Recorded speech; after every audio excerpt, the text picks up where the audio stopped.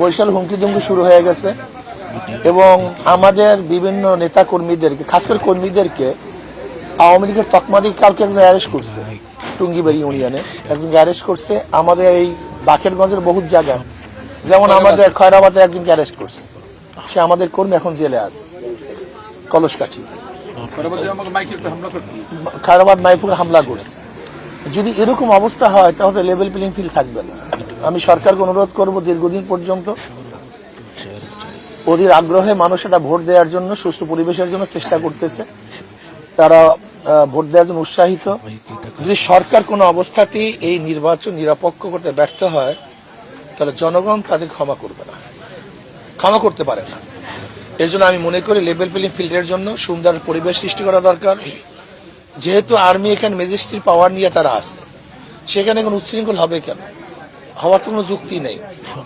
আমি প্রশাসনের উপর কোনো দিকে ঝুঁকবেন না।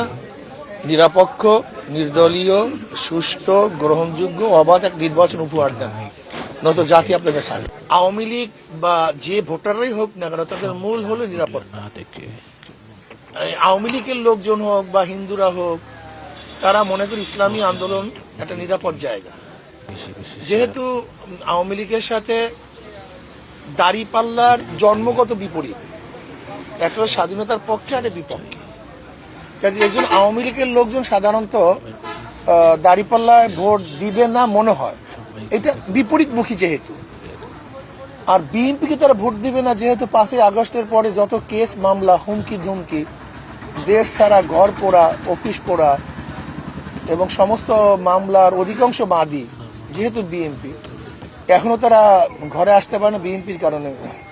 এবার 5ই আগস্টের পরে যে দেশের মধ্যে যে যারা চাঁদাবাজি করছে সবাই জানে জনগণ, এর জন্য তারা বিএনপির কাছে নিরাপদ মনে হয় না।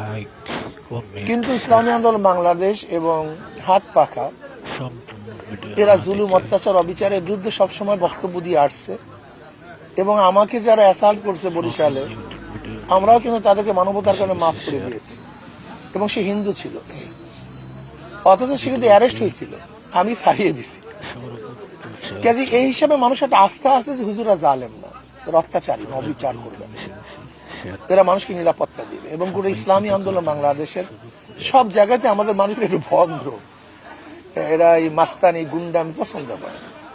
এর জন্য মানুষ, আমি মনে করি, হাত পাকে নিরাপত্তা আছে বলে মনে হয়। আশা করি ইনশাআল্লাহ যদি নিরাপত্তা চায়, শান্তি চায়, তাহলে মানুষ হাত পাকে ভোট দেবে।